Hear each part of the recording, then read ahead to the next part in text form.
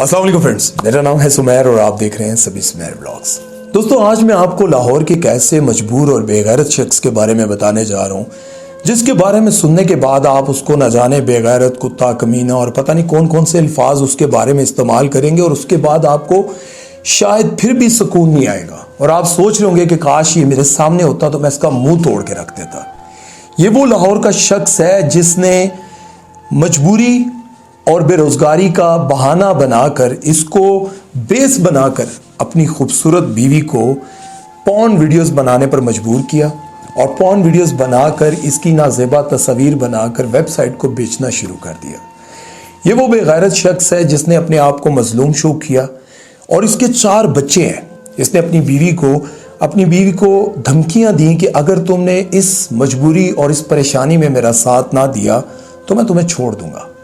और इससे भी बढ़कर, इससे भी बेगैरती की बात यह है कि इसमें ये खुद नहीं बल्कि इसका पूरा का पूरा खानदान शामिल था। इसकी माँ, इसका लड़के का बाप, इसका भाई, मतलब उस लड़की का देवर, ससुर और सास भी शामिल रहे। वो भी मिलकर इसकी वीडियोस शूट करते थे, शूट कर जिसे ये वेबसाइट्स पर भेजते थे और उसके बाद ये अपना घर चलाते थे। अब शर्म की बात तो ये है कि इस शख्स ने अपने आप को मजबूर और मजलूम शो किया।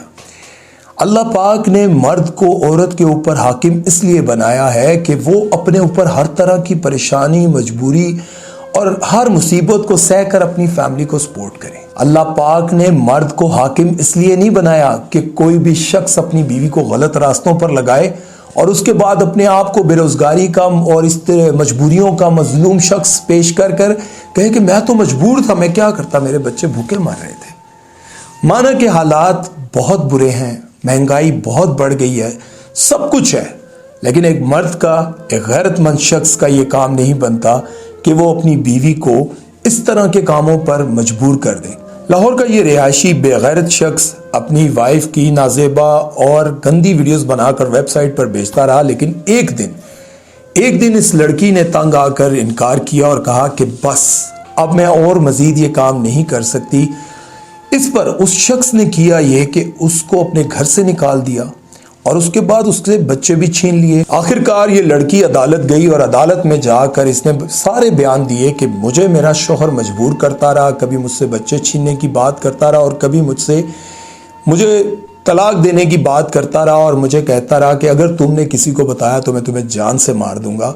और मैं इस डर के मारे उसकी बात मानती रही और अपने घर को बचाने के लिए मैंने ये सब कुछ किया, लेकिन अब मैं तंग आ गई हूँ। जब आपके अंदर बेगैरती आ जाए ना, और जब आप बेगैरत बन जाए, तब आपको नहीं समझ आती कि आप अपनी बीवी से, अपनी बहन से, अपने ऐसे रिश्तों से कौन कौन से काम कर रहे होते हैं और करवा रहे होते हैं जिससे इस दुनिया में तो आपने जलील होना ही है। आप देख लें, उसकी जगह जगह पर खबरें छप रही हैं, उसकी तस्वीरें आ रही हैं, वीडियोस आ रही हैं। वो शख्स ये समझता था शायद मैं वेबसाइट पर अपनी बीवी की वीडियो लगाता हूँ तो मुझे कौन कहेगा कि मैं बेगैरत हूँ। किसी को क्या पता कि मेरे पास गाड़ी कहाँ से आ रही है और ये घर कहाँ से बन रहा है और घर इतना अच्छा अब चल कहाँ से रहा है। लेकिन अल्लाह एक ना एक दिन पर्दा ज़रूर हटा देते हैं। फिर जब कोई शख्स जुल्म करता है ना, तो फिर जुल्म का बदला तो एक ना एक दिन मिलता ही है। ये बात अब बहुत अच्छी तरह से समझ लें कि जब कोई इंसान किसी पर जुल्म करता है, नाजायज़ करता है, एक ना एक दिन वो पकड़ में ज़रूर आता है। हक हलाल खाएं, थोड़ा खाएं, अल्लाह का शुक्र अदा करें। आप अल्लाह पर यकीन इतना पुख्ता कर लें कि आप सोचें ही ना कि मेरा घर चलेगा नहीं। और जो इंसान, अल्लाह कहते हैं ना कि जो मेरे दुनिया में थोड़े दिए पर खुश हो जाता है ना, मैं क़यामत के दिन उसको इतना खुश कर दूंगा कि वो सोचेगा कि शायद काश इससे डबल मुश्किलात मेरी ज़िंदगी में होती।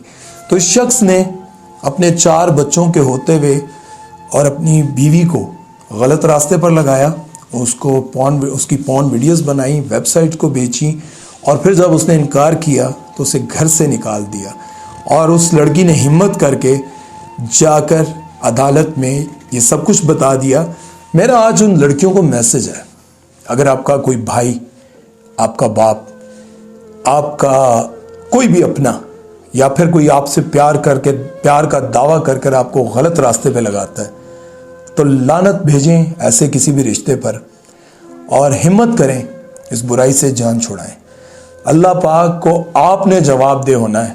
اللہ نے آپ کو ہمت دی ہے، آپ اپنے شوہر کی بات مانیں، اپنے بھائی کی بات مانیں، اپنے باپ کی بات مانیں، لیکن اگر کوئی آپ کو غلط راستے پہ لگاتا ہے تو پھر اپنا راستہ بدل لیں، ان کا ساتھ کبھی نہ دیں۔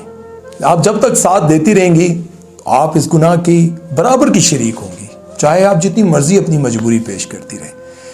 وہ کہتے ہیں کہ جب کوئی آپ کو مار دینے کی دھمکی دیتا ہے نا، تو یاد رکھیں کہ یہ جو زندگی ہے نا، یہ اتنی ہی رہے گی جتنی سانسیں اللہ نے آپ کے نصیب میں لکھی ہوئی ہیں۔ جتنی اللہ نے آپ کی زندگی لکھی ہے نا، اتنی ہوگی، اس سے بڑھ کر آپ کی زندگی ہو نہیں سکتی۔